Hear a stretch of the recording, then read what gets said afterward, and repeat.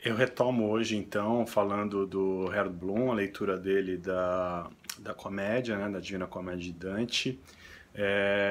Eu vou pegar a parte que ele fala do Borges e depois vou ao Borges para ver, afinal, o que o Borges pensava. A questão que o Bloom mais pega, de certa forma acaba até sacaneando um pouco o Borges, é a leitura da figura de Beatriz na comédia.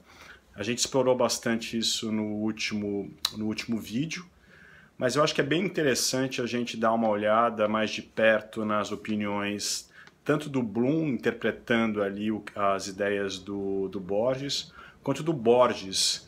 Que você vê e lendo o Borges, pelo menos relendo recentemente, eu vejo claramente que a Beatriz era algo que realmente mexia com ele de uma forma quase pessoal. E eu acho que, de certa forma, a espetadinha que o Bloom dá nele tem alguma justificativa. Vou pegar aqui o Bloom, estão retomando, né? A gente segue lendo aí do cânone ocidental, né? Vamos pegar aqui. O Bloom diz que o comentário mais irônico sobre Beatriz parte do Borges, e eu devo concordar com ele. Vamos ver o que ele fala. Ele remete a um texto do Borges chamado Encontro num Sonho, que está no volume Outras Inquisições, que recolhe textos dos anos 30 até o começo dos anos 50. Vou pegar um pequeno trecho que ele cita, vou ler ele aqui um pouco. Apaixonar-se é criar uma religião com um Deus falível. Que Dante professou uma admiração idólatra por Beatriz é uma verdade que não aceita a contradição. Que ela certa vez o ridicularizou e outro repeliu são fatos apresentados pela Vita Nova. Alguns sustentam que esses fatos são simbólicos de outros. Se isso é verdade, fortaleceria ainda mais nossa certeza de um amor infeliz e supersticioso. Isso é o Borges falando. Depois eu vou ao outro texto do Borges, onde ele vai pegar uma cena específica do paraíso e vai mostrar o quanto essa relação do Dante era uma relação totalmente mitificada, né? Era uma relação que nunca teve nenhuma proximidade com a verdade, com a realidade dos fatos. E o que o Bloom acaba pegando e que o Borges vai caminhar nessa direção de certa forma, a percepção de que a escritura da comédia é, acima de tudo, ou tem como fundamento, talvez final, o desejo de Dante de reencontrar, reaproximar-se de Beatriz.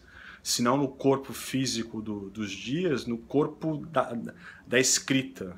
É quase como uma sublimação, uma substituição daquela mulher que morre tão jovem, que morre com 24 anos, e esse Dante já maduro, que não consegue esquecer essa presença, que é uma presença fugaz de poucos instantes na vida dele, de ponto de vista prático, né, do contato realmente que ele teve com ela, e que ele vai transformar isso numa grande obra de arte.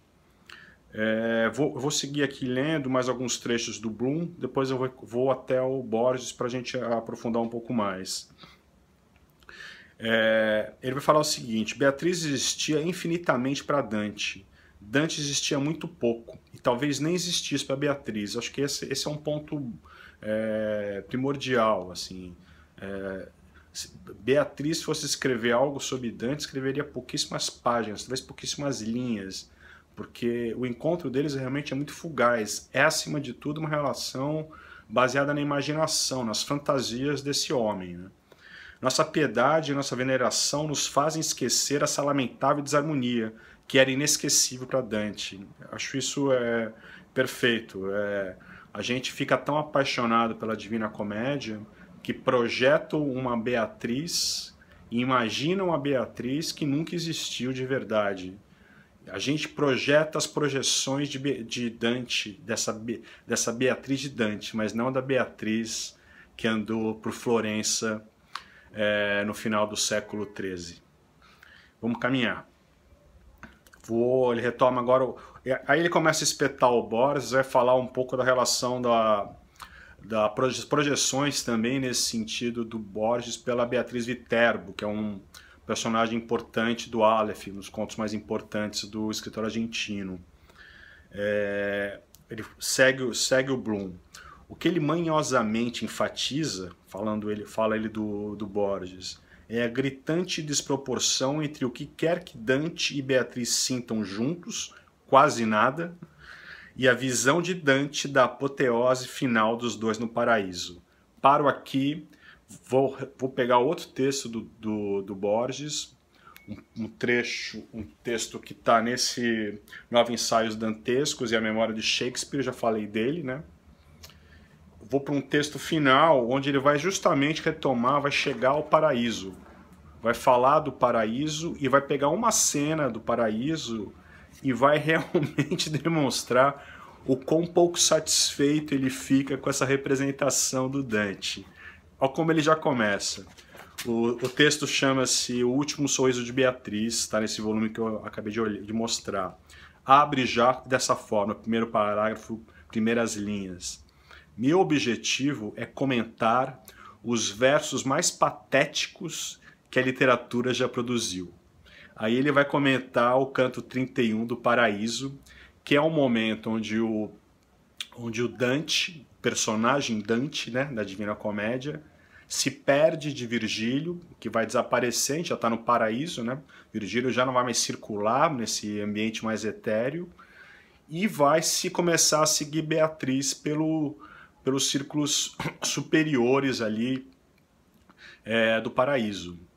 E o que acontece é que num dado momento ele vai estar parado, olhando para cima, e já numa camada etérea desse paraíso, e vai ver Beatriz rodando aos pés ali da Rosa dos Ventos, a Rosa dos Justos. E essa é uma projeção, assim, como um homem que olha para cima e vê aquela mulher, aquele ser iluminado. Ele vai falar dessa cena, o Borges fala dessa cena aqui. É legal que ele consegue diferenciar aqui claramente o Dante protagonista do Dante inventor, o Dante redator, o Dante escritor. Então ele vai descrever aqui a cena, tal. Ele a vê no alto, um dos círculos da rosa, né? Como um homem que, estando no fundo do mar, erguesse os olhos para a região do trono. Assim ele a venera e lhe implora. Essa é a imagem que ele tem desse Dante nesse momento quase final já do paraíso, né? Aí ele vai começar a destrinchar aqui. Ele vai comentar: ao criar seu paraíso, Dante não foi movido antes de mais nada pela intenção de fundar um reino para sua dama, ou seja, é quase como se ele tivesse construído aquela invenção primorosa da qual a gente fala hoje. Estou aqui eu, no Rio de Janeiro do século XXI, falando dela ainda. É uma obra criada para essa mulher. Uma passagem bem conhecida da Vida Nova, né, que é o livro que ele dedica a Beatriz, um livro anterior à Divina Comédia, ele diz o seguinte, o Dante diz o seguinte na Vida Nova: espero dizer dela o que de nenhuma mulher se disse. E segue: justifica, eu iria mais longe, Borges diz. Eu tenho a impressão de que Dante edificou o melhor livro produzido pela literatura para intercalar alguns encontros com a irrecuperável Beatriz.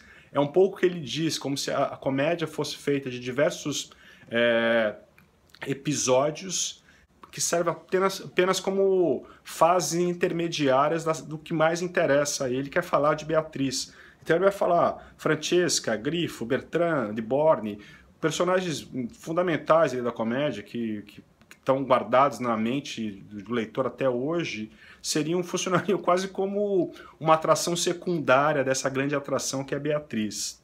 São intercalações, ele chama.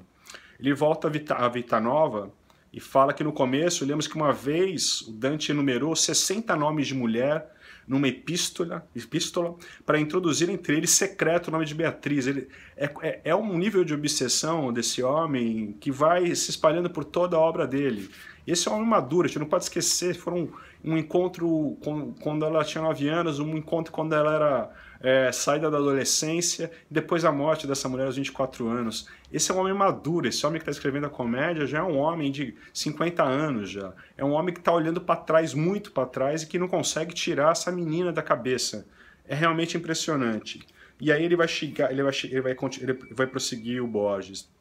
Beatriz, cujo olhar costumava deixá-lo repleto de intolerável beatitude. Beatriz, que costumava vestir-se de vermelho. Beatriz, em quem pensara tanto que se assombrou ao considerar que os peregrinos que avistou certa manhã em Florença jamais haviam ouvido falar nela. Como podem não ter ouvido falar de Beatriz?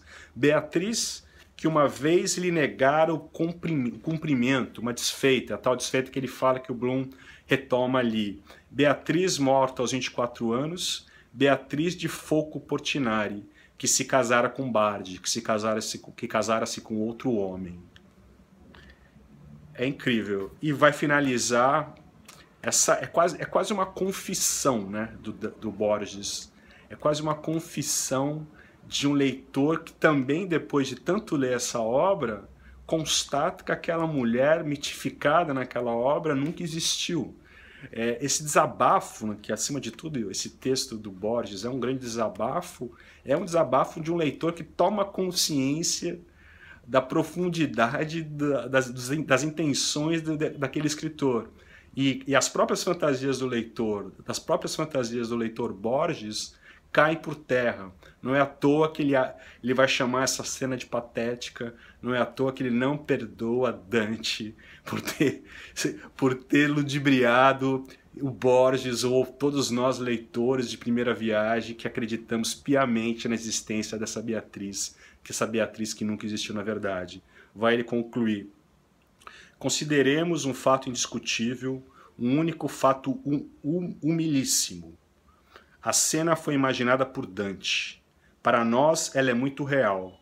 Para ele foi menos. A realidade para ele era que primeiro a vida e depois a morte lhe haviam arrebatado Beatriz. Ausente para sempre de Beatriz, sozinho e quem sabe humilhado, imaginou a cena para imaginar que ela estava com ele, que estava com ela. É isso. A gente retoma no próximo vídeo. Até mais.